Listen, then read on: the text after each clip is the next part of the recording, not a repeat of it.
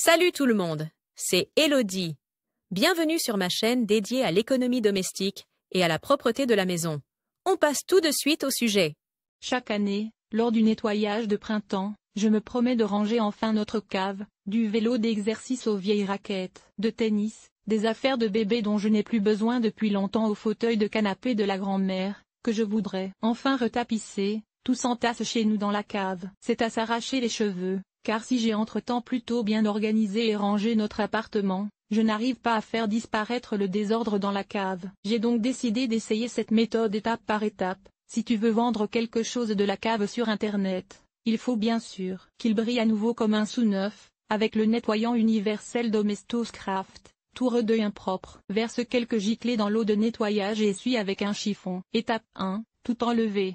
Notre cave n'est pas très grande, mais c'est étonnant de voir tout ce qu'elle peut contenir. Pour me faire une idée, je vais tout sortir, selon la méthode japonaise de rangement si populaire actuellement. Je suis impatiente de voir ce que je vais trouver. Étape 2, trier et désencombrer. C'est là que ça se corse. Maintenant que tout est sorti du compartiment de la cave, je dois fouiller dans toutes les vieilles affaires, et décider de ce qui peut rester ou non. Un bon conseil que je viens de lire: ne sois pas trop dur avec toi-même quand tu fais le tri. On peut tout à fait s'offrir quelques pièces dont on n'a pas vraiment besoin, mais auxquelles on tient beaucoup. C'est déjà beaucoup plus facile. J'essaierai néanmoins de jeter la plupart des objets inutilisés ou de réparer ceux qui sont cassés. Avant de ranger le compartiment de la cave, je nettoie tout ce qui peut y être remis. Étape 3. Nettoyer et mieux éclairer le compartiment de la cave. L'étape suivante consiste à passer le balai ou l'aspirateur et à tout nettoyer. En outre, je nettoie le sol et je vérifie s'il y a des infiltrations d'eau quelque part. Si c'est le cas, tu devrais en informer le plus rapidement possible la société de location ou le propriétaire de la maison,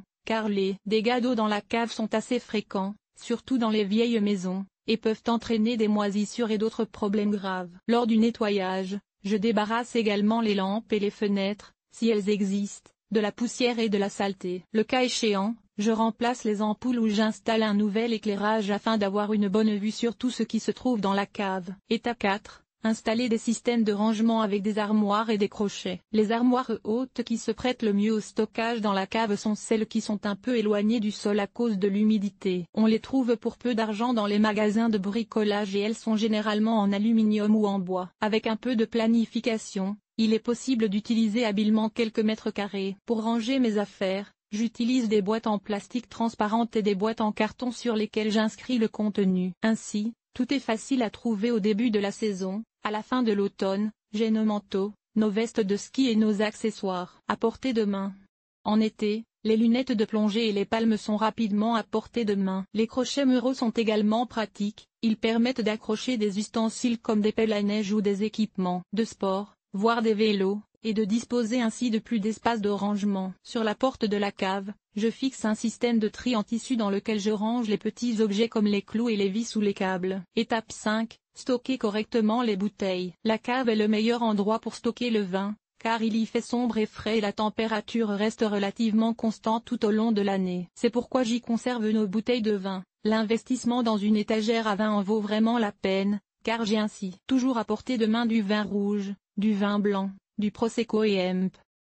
Les bouteilles avec bouchon en liège doivent être stockées à plat pour éviter que le bouchon naturel ne se dessèche. Les bouteilles avec bouchon à vis peuvent également être placées debout. D'ailleurs, les bouteilles de bière doivent toujours être stockées debout, afin que la levure se dépose au fond et non sur le côté. La bière perd déjà son goût au bout de 3 mois, c'est pourquoi il faut toujours la trier et la consommer immédiatement. Étape 6. Conserver les fruits et légumes au mieux dans la cave. En tant qu'abonné aux caisses de fruits et légumes, je reçois chaque semaine des pommes de terre ou des pommes, par exemple, que je stocke ensuite dans ma cave. Conservées au frais et à l'abri de la lumière, elles s'y conservent jusqu'à plusieurs mois. Comme les pommes dégagent de l'éthylène en mûrissant, les différents fruits et légumes doivent être stockés séparément les uns des autres. Pour cela, j'ai acheté un système de caisse en bois mobile bon marché dans un magasin de bricolage. Ainsi, mes fruits et les légumes sont bien aérés et je peux placer le conteneur roulant à ma guise, en fonction de ce qui se trouve dans la cave. Une cave avec un système, cela permet d'économiser du temps et des efforts et s'avère en tout cas payant. Cet article a-t-il été utile? À quoi ressemble ton ménage? Lire la suite. Enlever les taches de café sur les murs, une infestation de poux de tête. Voici comment débarrasser ta maison des poux. Ranger les produits d'entretien et les aides ménagères avec méthode mythe des vêtements.